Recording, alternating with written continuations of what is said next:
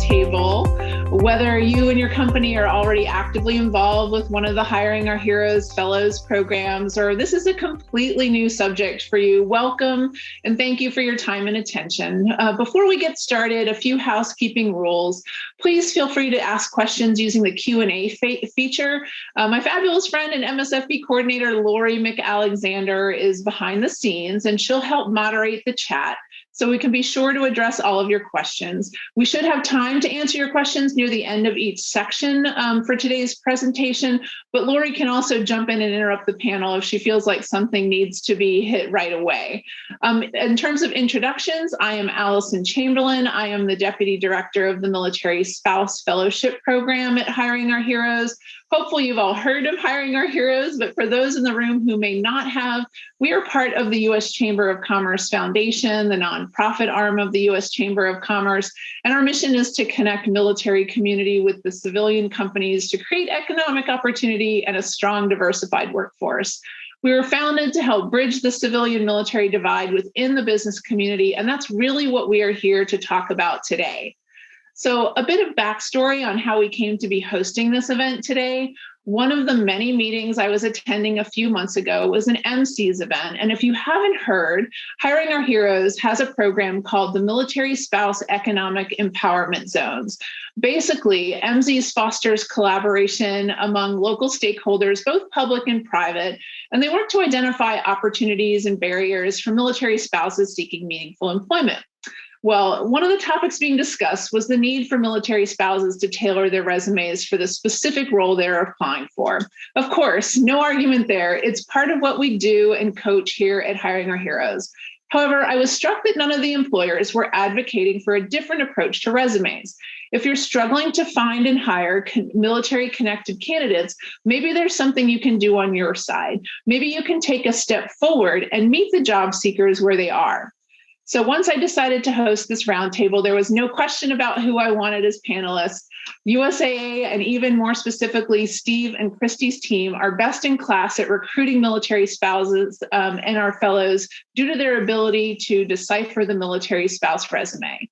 When you combine that with the internal buy-in fostered and strengthened by a military recruiting team that Christy is a member of, well, that's what success looks like. So I asked my friends Christy Leroy, Steve Miller, and Chrissy Johnson to join us today and share their best practices. So team, before we begin, can we just go around the horn and introduce yourselves? Steve, I'll toss it to you. Do you want to? Okay.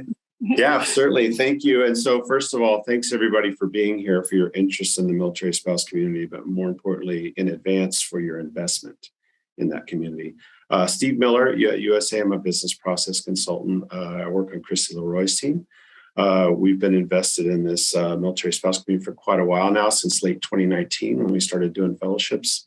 I'm a 28-year veteran. My wife is also a veteran, but also I got to witness her time at 14 years as a military spouse. And so my goal has been to pay it forward ever since and help those folks move on. Allison. Okay, Christy, over to you. Hi, Christy Leroy. I'm a business process consultant director at USAA within the bank. Like Steve said, we are on the same team. I got the benefit both of having a veteran-heavy team, having a military spouse on my team as well, whose husband is currently active duty, and Steve brought the Hiring Our Heroes program to my attention, and we've been participating in fellowships for a couple of years now directly. And so we're excited to talk to you today because I did not have a veteran background, and so I did not have, other than the touch points with my team, that ability to really go, man, we need to prioritize this. But USAA prioritizes military hiring and the military spouse support. And through the programs, I have been educated. And so I'm really going to walk you through, like, what did Christy Leroy learn as a hiring director as well that contributes to our success? Awesome. Thank you. Chrissy, round us out. Thank you, Allison. And thank you, everyone, for joining us today. I am Chrissy Johnson, and I am on our HR team. I help support our Hiring Our Heroes fellowships within USAA with my teammates, Roy and Oli, who are not with us today. But the reason I'm here today is to support Steve and Christy. They are both advocates for this fellowship program. They have taking it beyond what it originally was within USAA, and they have the best practices, and we are so excited to share this with you. So I am also the resident military spouse on our team. So if anybody has any questions as we go through the hour today, I hopefully can address those for you. So thank you for having us, and thank you for joining us today, Allison. All right, well, let's just dive right in. Steve, I want to start with you. Tell us about military spouse resumes. What do you typically see? That's a great question. So, we love our analogies. And so one of the analogies that I think fits this scenario really well within the military spouse community is if you think of a patchwork quilt, right? So you typically get a resume and it'll start off with some really great things. And again, there are variations among military spouses who are either straight out of college or been a military spouse for quite a number of years. But I'll just speak generally to what we see is, it starts off with something like, went to college, I have a degree, started this great job, and then suddenly we get married, and then you start moving. And the moves just keep happening every either 1 year, 2 years, every 3 years.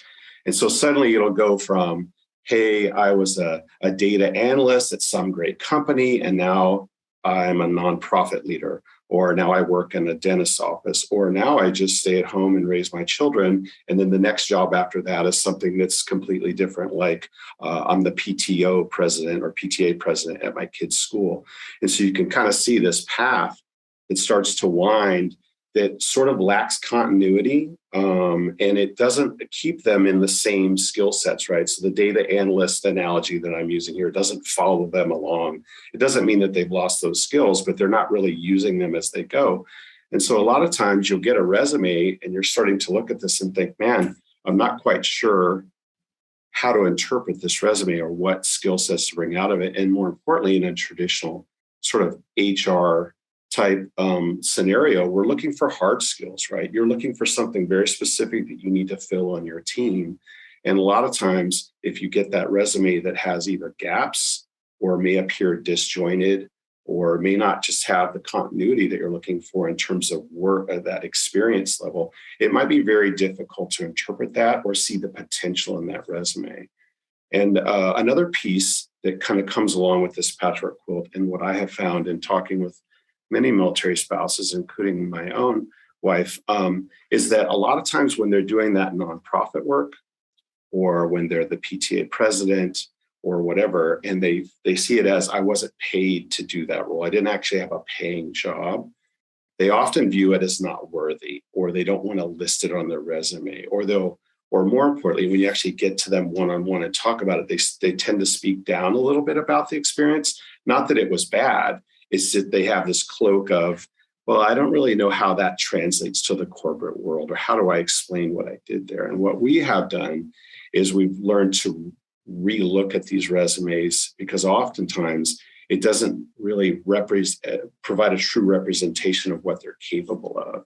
And if you actually sit and have a conversation with them about what it took to be a PTA president, you'd be surprised at how much of it directly translates to corporate America in terms of an office environment, leading people, attention to detail, initiative, just carrying the project to the finish line, right? And so when we get them to retool their resumes and tell a better story and speak more upwards about it, in my analogy here, we often get a better outcome. And so that's the typical things that we see. I'm sure there's a lot of questions that can come out of that, but that's where we'll hand it off to Christy to talk about how do you view the value in that and move forward. So. Yeah, exactly. Over to you, Christy, on how are you seeing or finding those transferable skills in these resumes? Yeah, and there's so many components to it, right? So there is like the face value resume. So you're looking at it, and like Steve said, there could be gaps. There could just be differences in the types of roles that the military spouse has held. Obviously, as Allison talked about at the beginning, there's still some onus on the military spouse themselves to make sure that they are utilizing their available resources to have their resume tell the best story and narrative as possible to make it easier for the employers to really pick those out. But in the absence of that, again, if you're really trying to prioritize military hiring, make sure that you are utilizing candidates that have such a wide variety of skill set and adaptability that could really add to your organization. The things that I've seen is really looking at the role and looking at what's under that. So what is under the narrative, not just, I was the receptionist or I was the executive assistant or I was the data analyst, but especially if the roles are very different. So if you worked in a doctor's office and you worked as a program project manager and you worked at a retail store, are there similarities between those items that could be transferable to what you are looking for as an employer, as the military spouse, brings those items up? Are there people skills? Is there organization?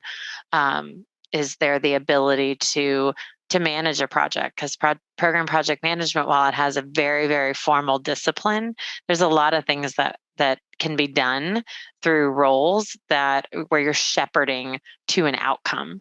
And if you look really closely at those roles, you'll start to see the similarities of, I'm looking for someone who can look at process and driving outcomes.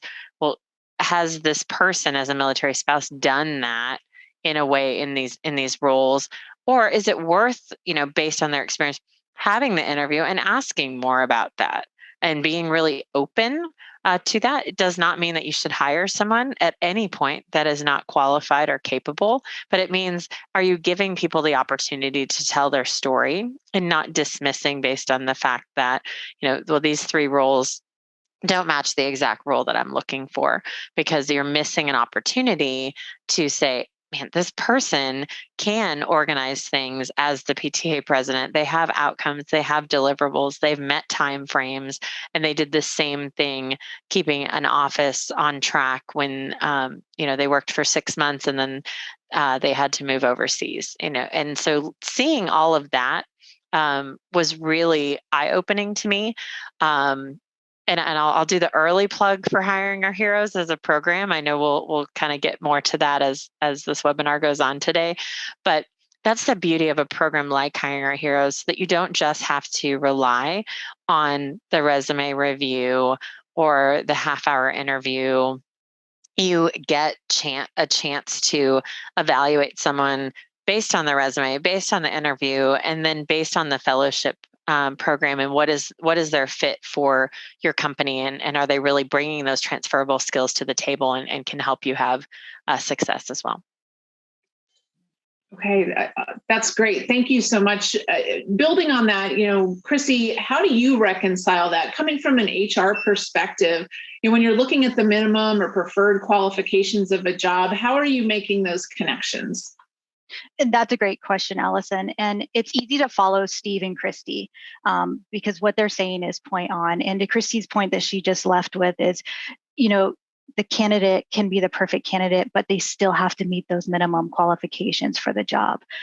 So from an HR perspective, yes, of course, we're looking for that candidate that does meet those minimum qualifications. So they have to meet them. But it's the same point to Steve and Christie's. You have to be able to have an internal team, an internal talent acquisition team that can read through the resumes, that know how to see, as Steve said, that map, right? The talent has moved, they've relocated, they've taken some time off, they've volunteered, and being able to have a dedicated team internally to really reconcile the resumes, look at those hard skill sets, make sure that they take the time. We can't have a conversation with every candidate that applies, unfortunately. And most companies are like that. But to Steve's point, when you're looking at candidates that have self-identified as that military veteran or that military spouse, and then you're looking to have the recruiters looking at that resume, being able to see, okay, there is potential within this process map, if you will, to Steve's point, of where the talent has moved. And yes, the skill sets are there. And then be able to put them into that I want to talk to profile. I want to have more of a deep conversation with.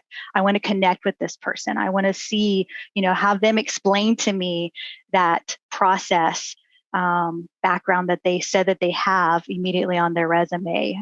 Because to Christy's point, they may have that type of process managing their PTO, managing the FRG, right? So how do you put all that together? And it is having that dedicated internal team to be able to reconcile those resumes.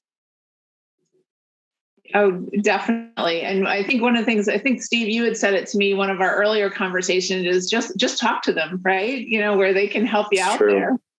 Yeah. We have also found, and what I had meant to say earlier as well, is that a lot of times that the resume may not fully represent what they're capable of, and we may pass just on face value of the paper.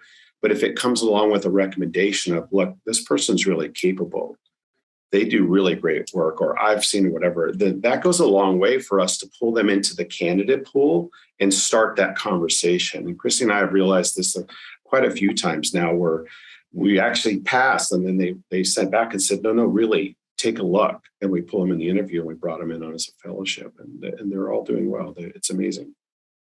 And if I may, Allison, jump right onto that, Steve, absolutely right. It is that referral process. So it's all of those internal processes that align to getting to that candidate profile. And like you said, you made a pass as a hiring manager. Oh, not this time.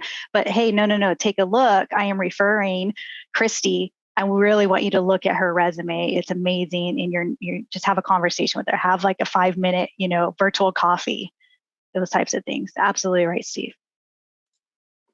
So, obviously, with the three of you, preaching to the choir, you guys have already bought in and you're already, actively recruiting and hiring both veteran and military spouse talent. But how about, as this has grown at USAA and building that internal buy-in? So, Steve, how have you trained your internal teams about military spouses and the value they bring?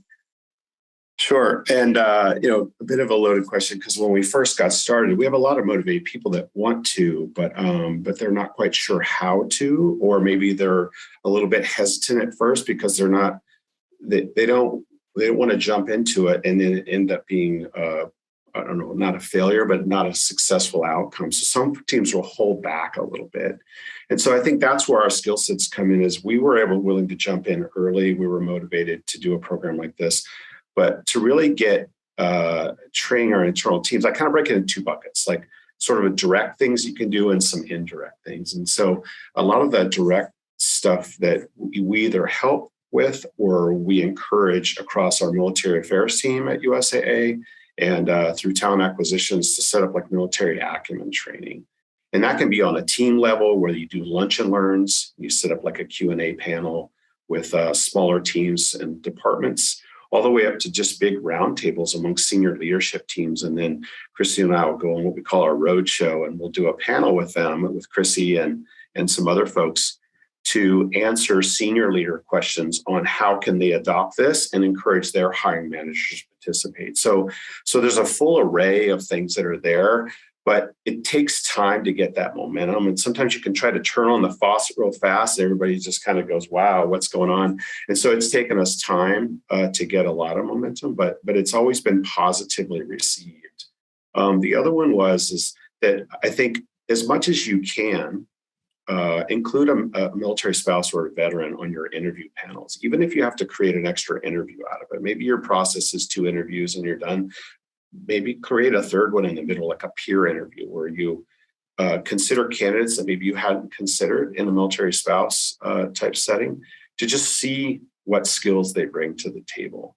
And then one of the biggest things that we try to encourage, and then again, this is a where possible, right? Because some teams need a specific hard skill to fill, and they need someone to hit the deck running right away.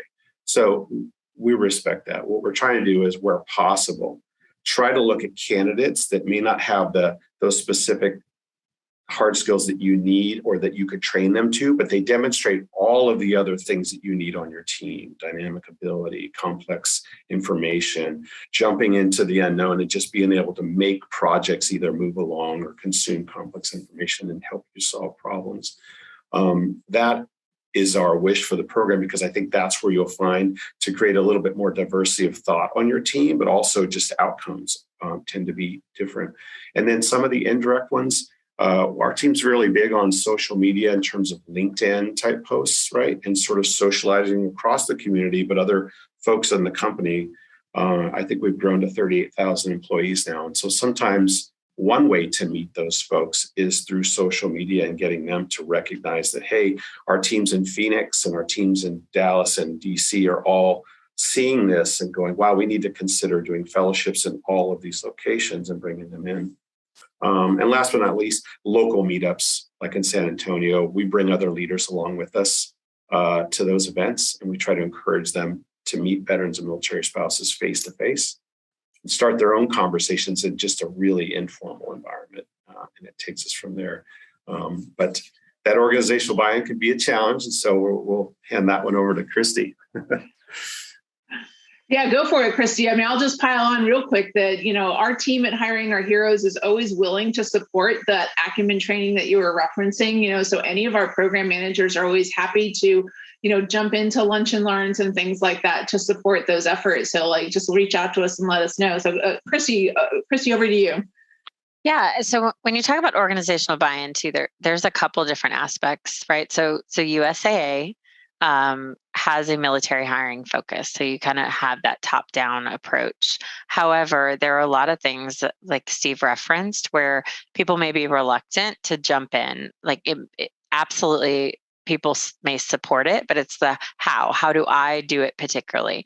And I think we found a lot of success because, like I said, we've been doing the fellowships over the last couple of years. And so when we started, I would argue that there were so many things that I would have done differently. If you really think about applying your learnings, we didn't know what we were doing, and so we didn't have the same robust, peer mentoring and huddles, and how do you get people value added work, and how do you handle advocating for people through a referral process, both formally and informally.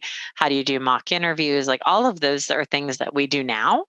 And we did not have all of that in place from day one. So I think it's okay to give yourself a little bit of grace and realize that if you jump in and you raise your hand and you say, I'm going to prioritize the hiring of a military spouse, either directly through just general resume review through your company's HR processes, or more specifically through a Hiring Our Heroes Military Spouse Fellowship, you don't have to have the robust program from day one. I think there are things that you should consider doing from the very beginning to set everyone up for success, like the peer mentor piece, having them have someone to go to on a regular basis where, and those are the same things you would do anytime I would think that you do a fellowship or you're onboarding someone, making sure that they have the right support, making sure that you're connected with the Hiring Our Heroes program managers. There's lots of best practices that can be shared both throughout the program and then throughout companies. But at the same time, if you don't have that full organizational buy-in and you're still like, no, I still think this is important, both for my team, because I get diversity of thought and experience, and I'm going to have a better outcome for the people I hire, or, hey, I just have a personal passion for it. And again, I see the value. I think you can absolutely raise your hand and say, we're not taking on 50 fellows as an organization. We're going to take on one. And we're going to learn from that, and we're going to walk through that process, and we're going to look at what worked well and what didn't work well. And a lot of it is people being able to see what works, being exposed to people, and that's a lot of the success that I think my team has had is not because we have everything figured out perfectly, but we were willing to raise our hand. We were willing to try things.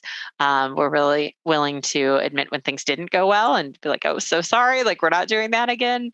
But really make sure that we were providing, the best possible experience for people with everything that we know. And then as we have done that and people have seen, wow, not only are you bringing in candidates that are very smart and capable, they're adding value to your organization. And so, hey, how can we do that? And what are you doing? And that really starts to just really be a catalyst for other people to raise their hand and do similar, either directly through the fellowship, or like I said, or just a general, better focus on military spouse hiring. or even can they support you in a different way? We've had areas across the company, not, maybe they're not ready to do that, but they will ask for our military spouse fellows to do what we call a mission moment, to talk about their family and their connection to USAA, so that people are constantly starting out their meeting in the right mindset of like, why are we here and what are we doing? And so we've been able to do that. And that's, that comes with the recognition across our enterprise, really, of the importance of it, and then the ability for that connection, where they're not the ones hiring people, but they're certainly helping to give exposure. So I think there's a lot of different ways that you can get involved as well. Yeah, I hear some common themes of storytelling and sharing those stories. I know personally, watching Steve's LinkedIn, I kind of wish I was in San Antonio. You're having too much fun for that to be called work, Steve. So Chrissy, over to you. Oh, go ahead.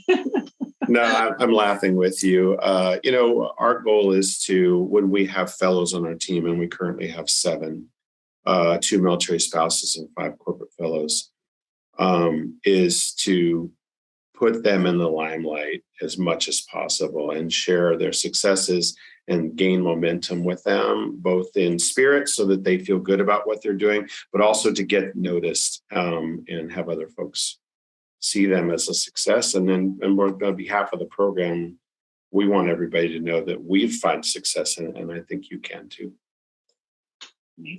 So, Chrissy, talking from an HR perspective, how are you supporting the hiring managers in these types of efforts? That's a great question, Allison. And honestly, we couldn't do this without our team members such as Christy and Steve. They are really laying out this roadmap on what's working and what's not working. And Christy said it herself. She said, some things haven't worked and some things we need to get better at. But they are really laying down the foundation for, pushing our fellowships across the enterprise. But it starts at the funnel. It starts at the top of the funnel. And so what does HR do and what can we do to help? And what can you do as an organization as you're looking into increasing your veteran and military spouse hiring? Get involved. It's the Hiring Our Heroes Fellowship Program. It is, to Steve's point, inviting you to come in for, a coffee and doing those meet and greets, informal meet and greets. We've had almost a 90% hire rate from our fellows that we've had since we started this, which says a lot about what our internal teams are doing. But how do you get there? So it's, to Steve's point, those roundtables.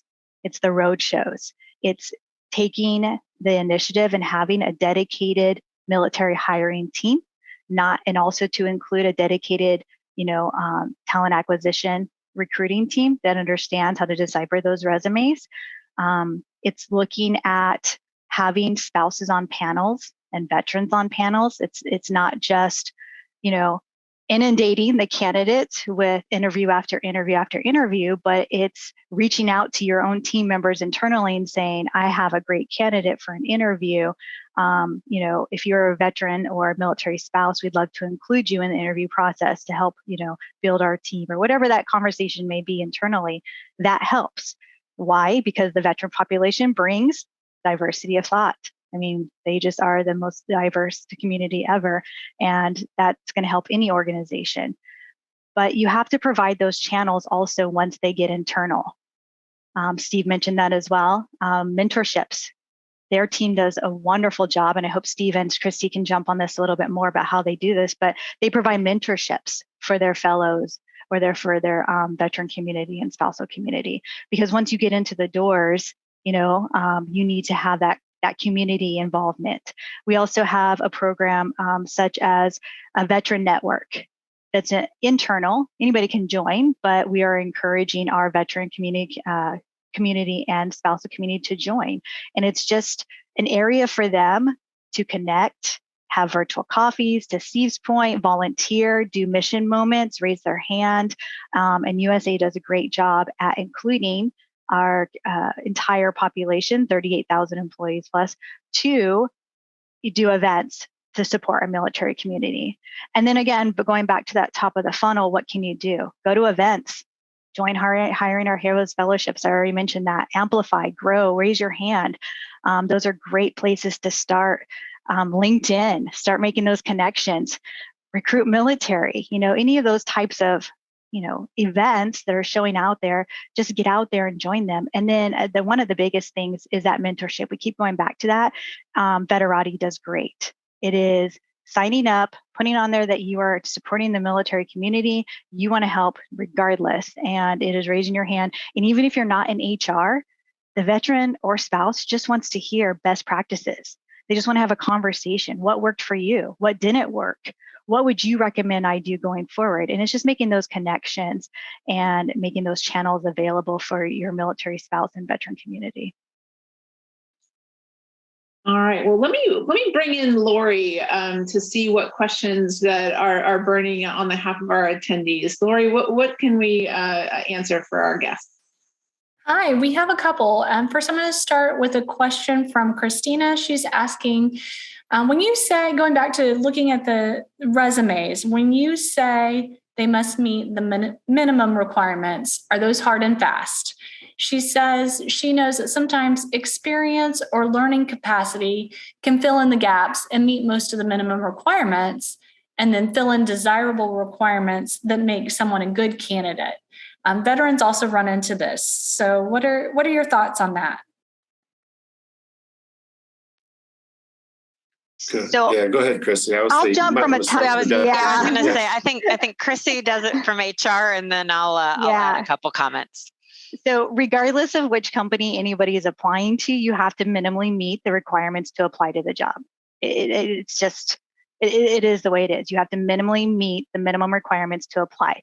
And some of those, and that's a great question that you brought up. I think you said the name was Christine. That's a great question, because if you're looking at increasing your veteran and military spouse community hiring, you need to also look at those requirements. Are they going to exclude that community? Is it an automatic knockout? So you need to be able to, I hate to use this word, but I'm going to wordsmith, right? Those minimums. I know most of them are tied to compensation, but you can talk to legal, whatever your team needs to do to work on adjusting that language within those minimum requirements that does not exclude the population that you're targeting. And again, you can move some of those soft, I'm using air quotes, skill sets to the preferreds. Right? So if it's minimally, you have to have a bachelor's or 4 years of experience, right? It's those keywords that as an organization you have to look at. Because if you say bachelor's and 4 years of experience, who are you going to exclude? But if you add the word or, you're going to allow the population to apply as well. That's high level. Christy, I know you have more. Yeah, no, that's perfect. And that's, I wanted it in that order. So you get the HR answer. And we support that.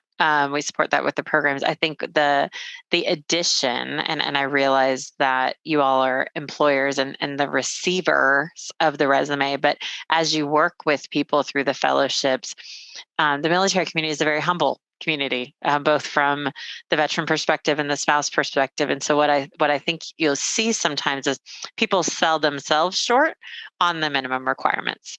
And so it's making sure that as you start to engage in the military spouse community, that again, kind of going back to those transferable skills, are they looking at their experience as a whole in order to ensure that they meet the minimum requirements? And then from an HR perspective, are they also looking to interpret the resume in a way to be open to how those minimum requirements are met? Because yes, if it's a bachelor's degree, then it's a bachelor's degree.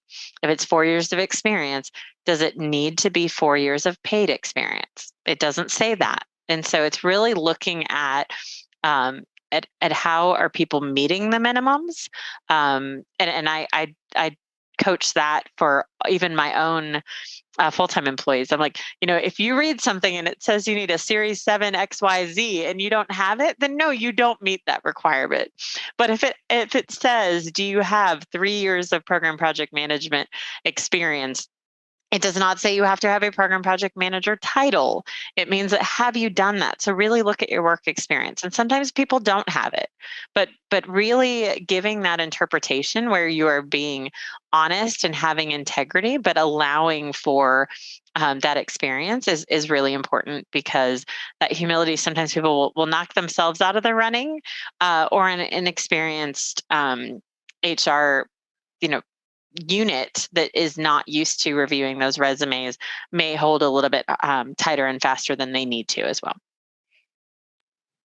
I'll just add that, once you get them on a fellowship, sometimes what you'll see, this goes back to the mismatch of resume and the skill sets, you'll start putting them on the work and they start demonstrating skills that are really what you're looking for. And then they'll start to say, well, actually, I did some of this back when I was doing this volunteer thing. And we go, but that doesn't say that on your resume. Let's get your resume to represent truly the skills that you bring to the table. And now all of a sudden, you're starting to see a better match for those minimum requirements, because before they just weren't sure how to translate it themselves. And as a hiring manager, we weren't skilled in how to interpret that from what they were doing. So I think it really helps reveal a lot more on a fellowship. Thanks, guys.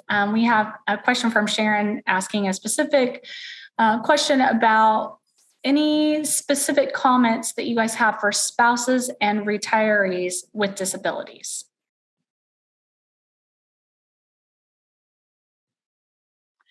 I'm not sure I fully understand that question. Protected classes are protected classes. So there's nothing additionally that we can do outside of federal requirements on our application process. For veterans, for USAA specifically, self-identification is, are you a military spouse or veteran? Yes or no? That's it. There's no disability and no classing notated. All right. Thanks, Chrissy. I think this next question will help us transition into our discussion on the Military Spouse Fellowship Program.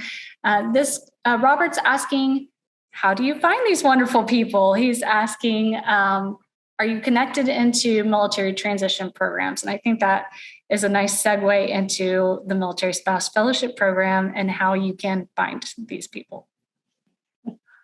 Before I do, any closing thoughts or any additional things? Sharing my screen to transition, but feel free to offer any other tips as I do so. Awesome. Oh, okay. Well, then that's my cue. Let me see if I got this correct. All right. Hopefully you're seeing my slides here. Lori, can you give me a thumbs up if I'm displaying this properly? You got it. Okay, great. No more anxiety than displaying your screen during a presentation. But again, my name is Allison, and I'm here to talk to you about how you can take everything we've learned from our team at USAA and use the fellowship program to really help you start hiring military spouses. So, the fellowship is a 6-week paid internship, basically. It allows you to give the fellow a test drive. And in terms of the fellow, it gives them professional training and hands-on experience. It allows them to expand their professional networks. But for employers, it really is that test drive of if this person and their resume really does fit in with your corporate culture, they're meeting the job requirements, and they would make productive members of your team. We pay the spouses a stipend, so it is mirroring the experience that you get from our SkillBridge program, the corporate fellowship program. Hopefully many of you are familiar with that. So you'll get the same experience where you're hosting this person Monday through Thursday, full time, doing a role that you intend to hire them for, and then you are not paying them a wage. So we are able to provide these wages via our corporate sponsorships, and so you get that experience without paying the wage. So the numbers are in red are really what drives our program. We have an 88% job offer rate and an average salary of $65,500. We're really proud of that, and that's we've hosted over 200 fellows this year, and adding that on top of the 600 year to date so far. So we're really excited about the growth of this program. Just to start off here, this is a quick bio of one of our fellows to give you an idea of the types of talent that we have in our program. I get to read hundreds of these bios each year, and you'll see some common themes as you get to know our candidates. When you read Rose's bio here, you'll see various upskilling moves, reskilling. Her resume, if you looked at it, might show some non-lateral movement. Maybe it's not going to rise to the top of the pile there, but she is having she had an amazing experience with Comcast, and she's still on that team. One of the other things that stands out to me on this bio here is she indicates that her biggest challenge has been finding a position with a company that's invested in her long-term, tenure and growth. And I do think that that's many of our spouses don't struggle to find a job when they relocate. What they struggle to find is a career, that has leadership potential, growth potential, where they can get promoted. The fellowship is to provide them these meaningful opportunities that they can sustain throughout their military career. It's also worth noting that not every military spouse in our program is an active duty spouse. Hiring Our Heroes considers a military spouse anyone whose career has been impacted by the military service of another. So that will include active duty spouses as well as retirees, separatees, Gold Star spouses, and military caregivers. So we really are an inclusive program. So again, not everyone, they will have probably a history of having relocated, but maybe not going to be and the job titles we tend to see in the program. 2020 looked fairly similar with in what was number one versus number two, but this should just that you should be targeting when you're looking at the military spouse fellows.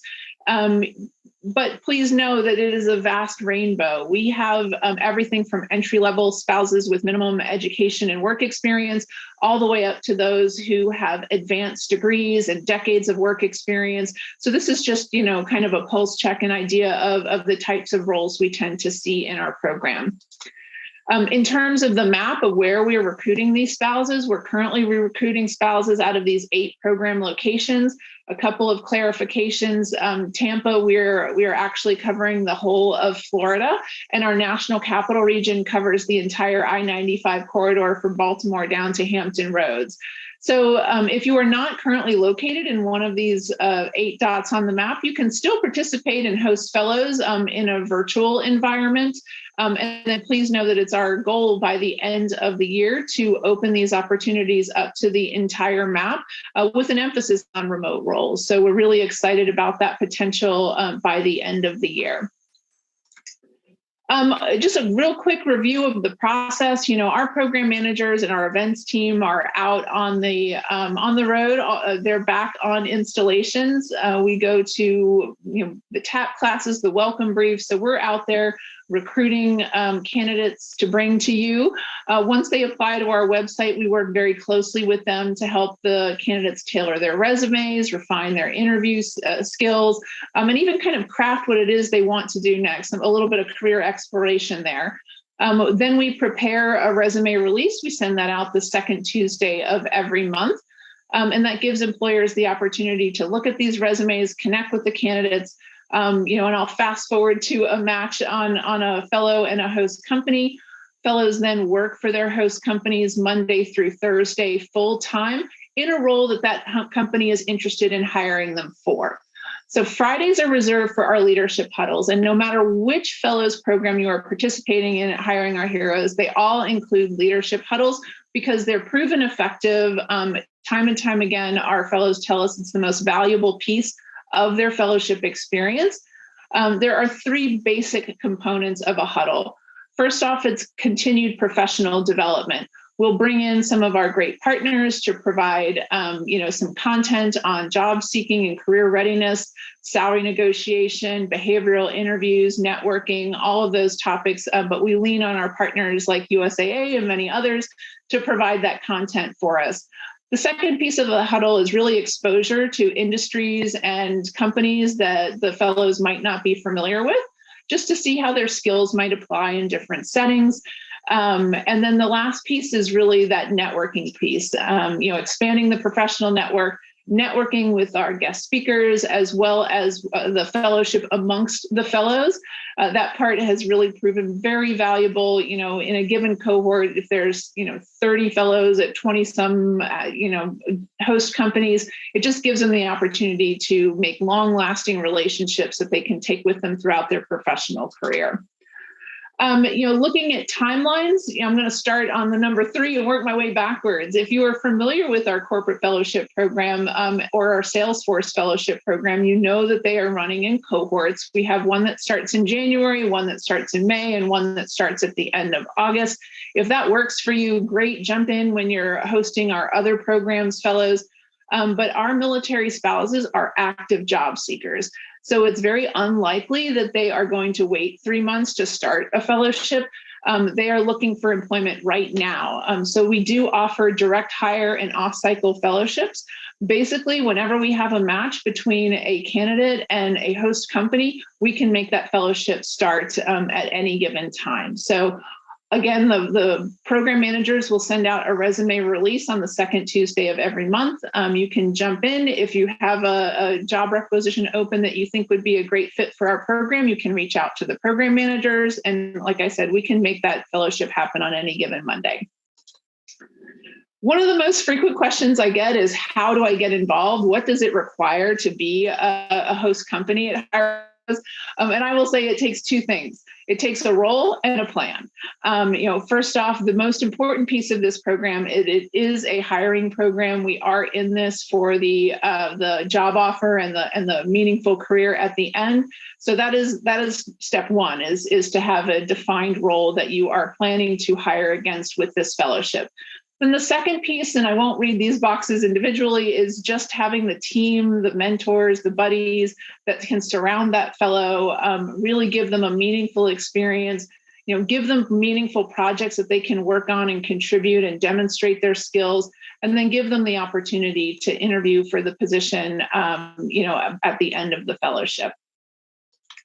Real quickly, I feel like I can even skip this slide because the USAA team has done such a great job of hosting a fellow. But basically, providing that mentorship, as we said, providing feedback. All of our fellows across all of our programs are craving that feedback. To let them know that they're doing a good job and they're going to be successful in getting the job offer at the end. And then the next bullet is about working in team environments. Just think of that's already working in your organizations. You already have most likely ERGs to support your employees. So include your fellows in those type of situations. Looping in your program manager, your Hiring Our Heroes program manager when needed. We can really be effective partners working hand in hand with you to help not only recruit the candidates into your organization as fellows, but making sure that experience is meaningful for all sides. And then the last part is really just, using the fellowship to test drive and giving them meaningful projects so that they can be successful until the end. All right, as I mentioned, Hiring Our Heroes is part of the U.S. Chamber of Commerce Foundation, the nonprofit arm of the U.S. Chamber of Commerce. So we function solely off the support of companies like USAA and the ones that you see here. It really just means a higher level of engagement with Hiring Our Heroes. We do not charge to host fellows, so you do not have to be a program sponsor in order to host fellows. We're really just looking for those meaningful connections.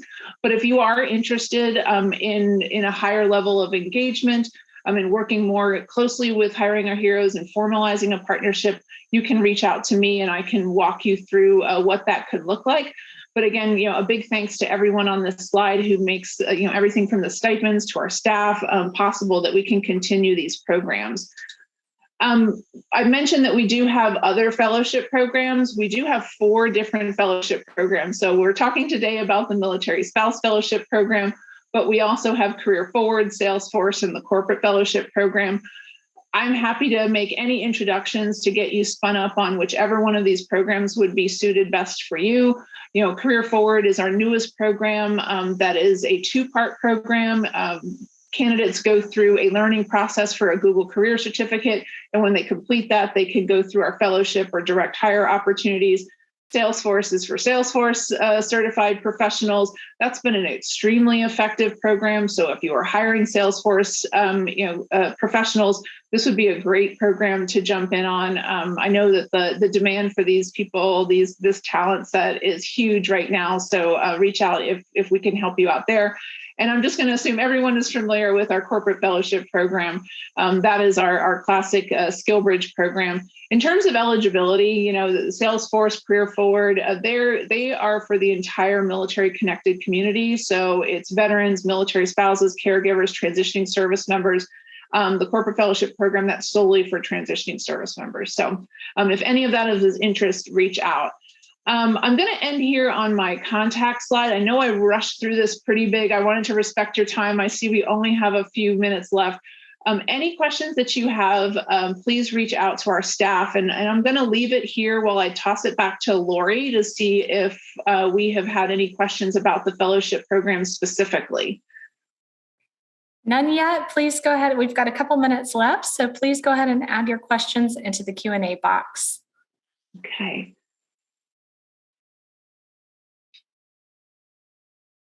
Steve, did you want to add anything?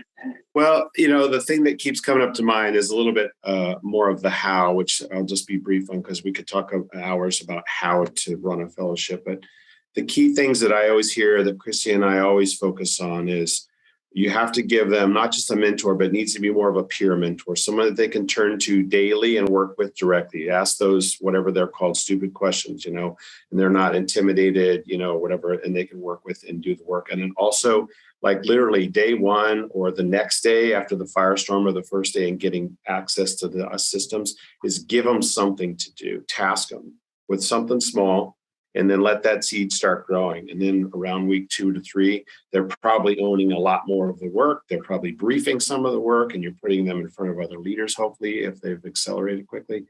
That's where the learning begins. It's just making them attend meetings can oftentimes sort of stall them out. So you really want to give them something right away, let them grow with it.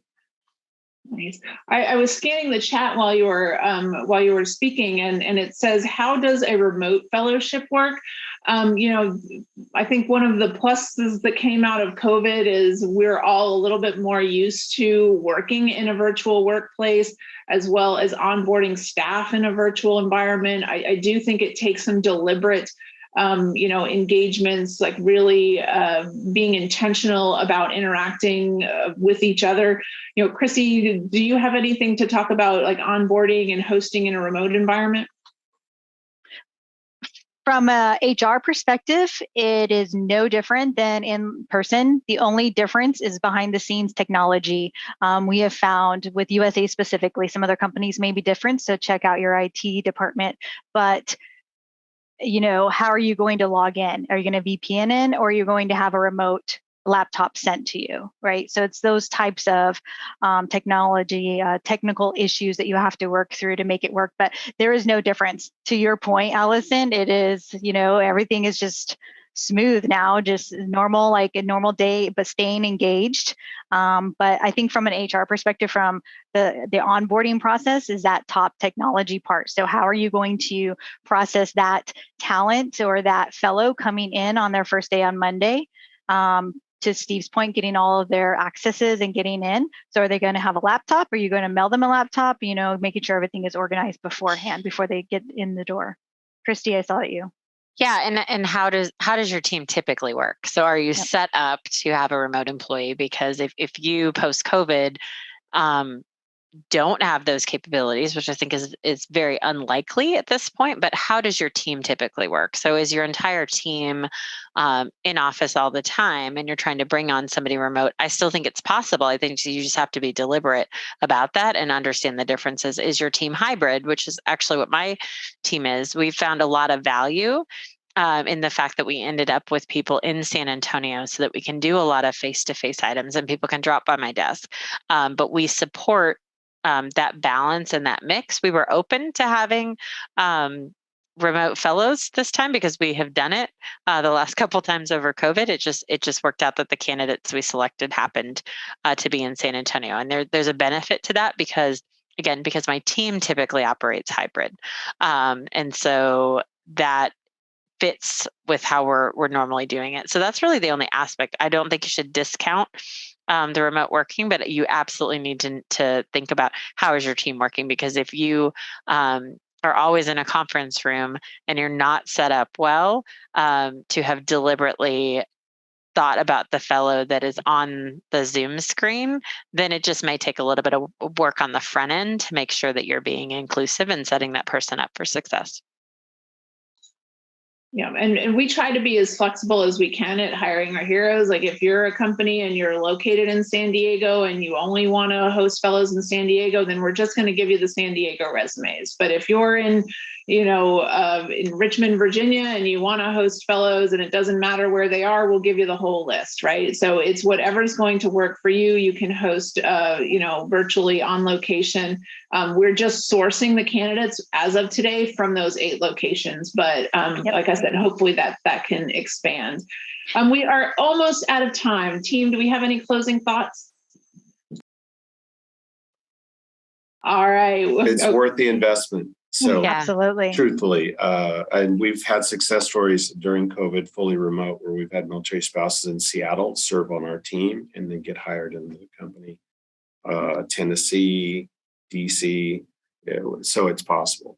But it takes the intentional investment that Christy spoke of in making it possible for them to succeed.